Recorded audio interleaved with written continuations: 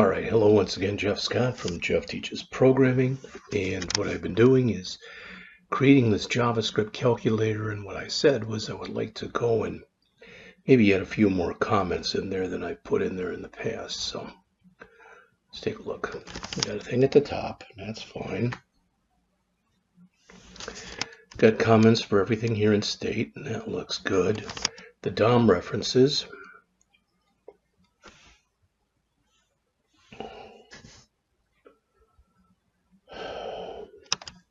So this is I believe this is going to be the answer.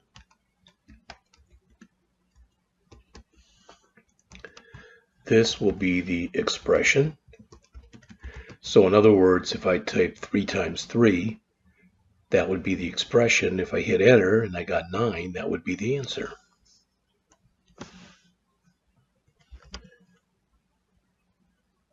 The history list, this will hold past calculations. Let's move all these over one.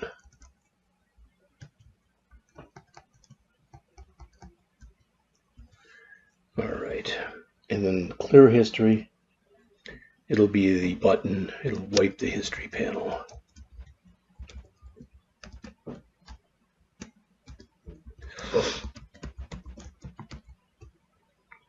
All right, then as I said, I've got these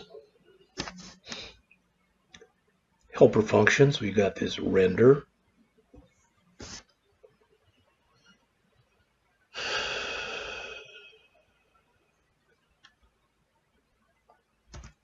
So this will be the current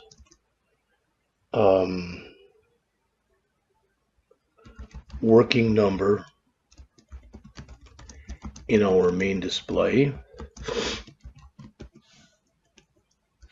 And we've got this if statement here. So what we want to do is only show the expression line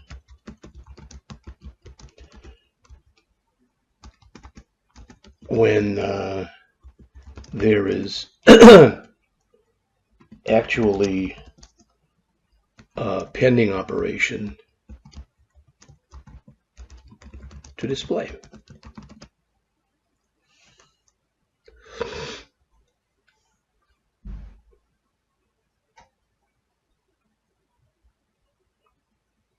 This will give the user visual confirmation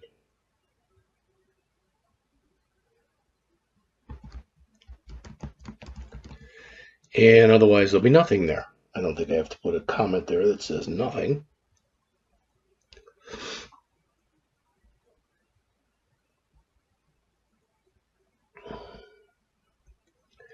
All right, this, as we said, it'll add an entry to the on-screen history list. Let's put a little bit more on here. This will be a new list item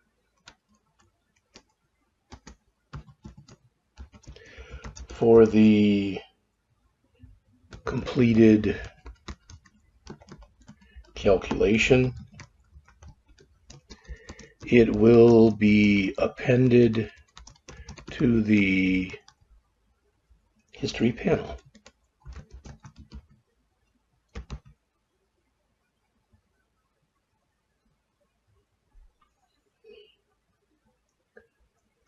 Okay.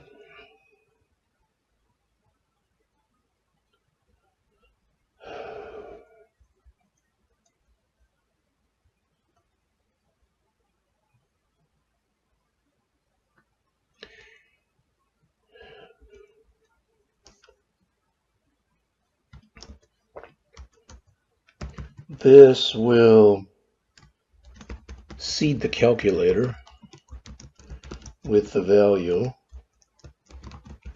and also clear any pending operation.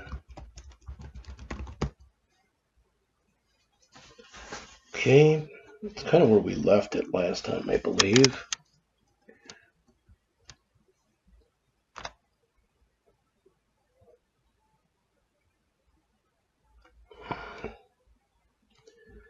All right, so we got here for this next one, highlight the active operator button and clear all others.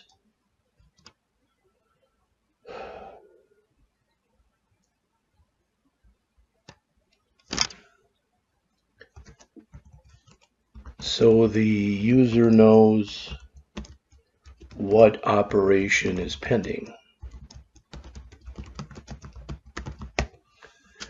Okay.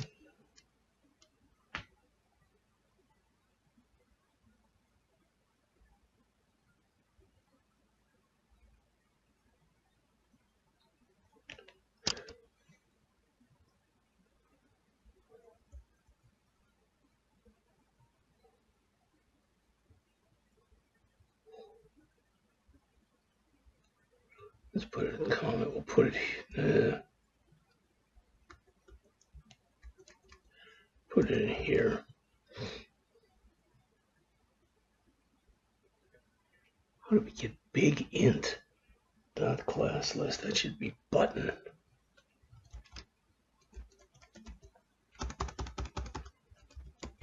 That looks a little better. And this will, the btn.dataset holds the operator name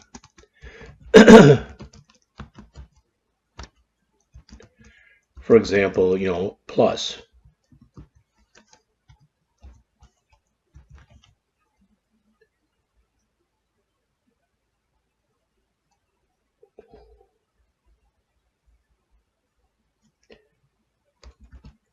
Toggle the active class only on the button that matches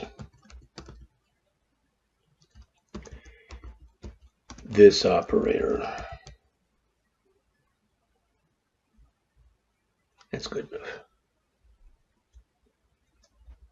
Oops. All right, next. These are going to be some mutators. And we talked about mutators before. We talked about getters and setters, for example. All right, so this first one here, this will wipe the calculator back to a clean slate. Not whips. Wipes.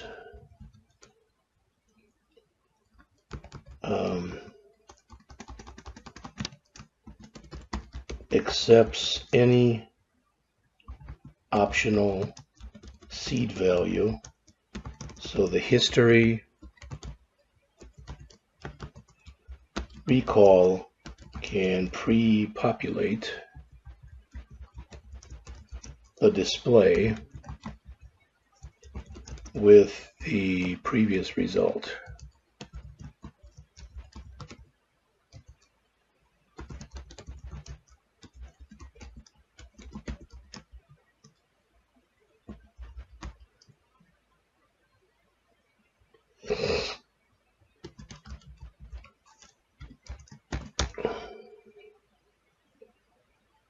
All right.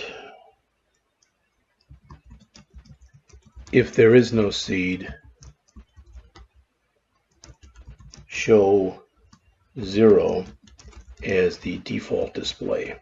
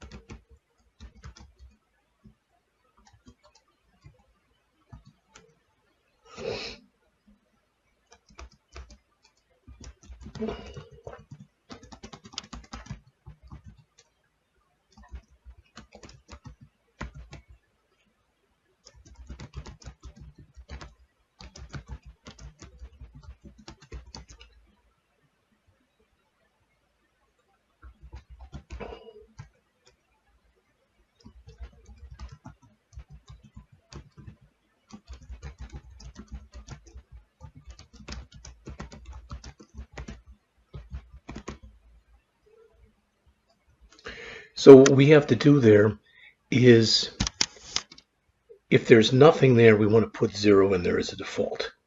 All right. And the rest of it is basically checking to see exactly where we are.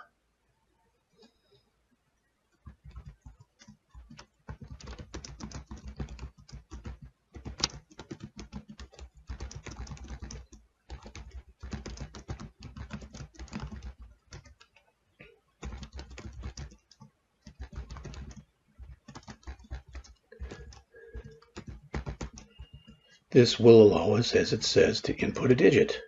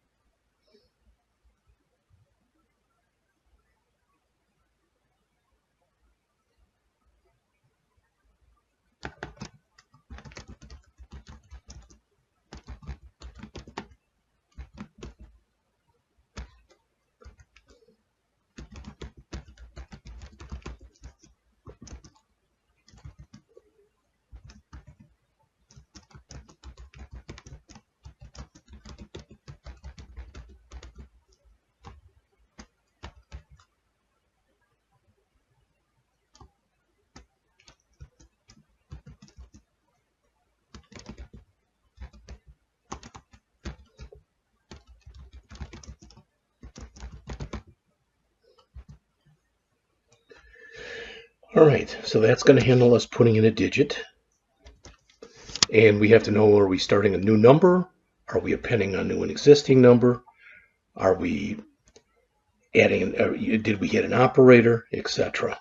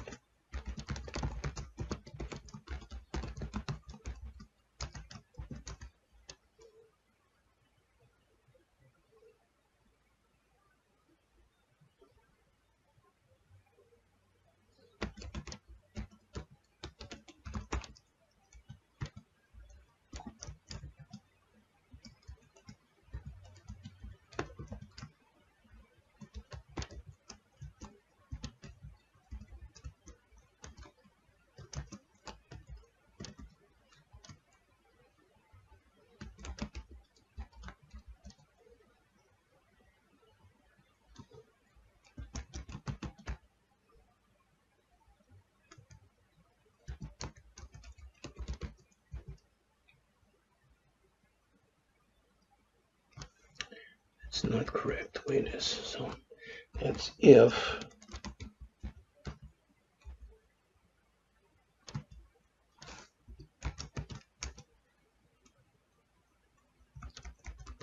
That's what I want to do here.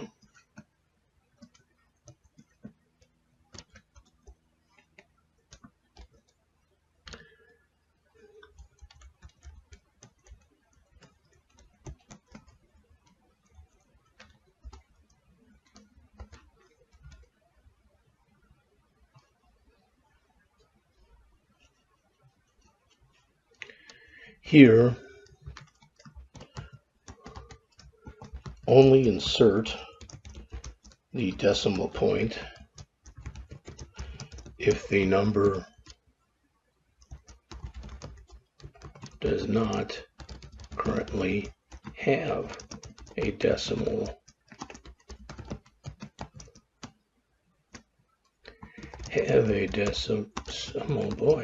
point in it.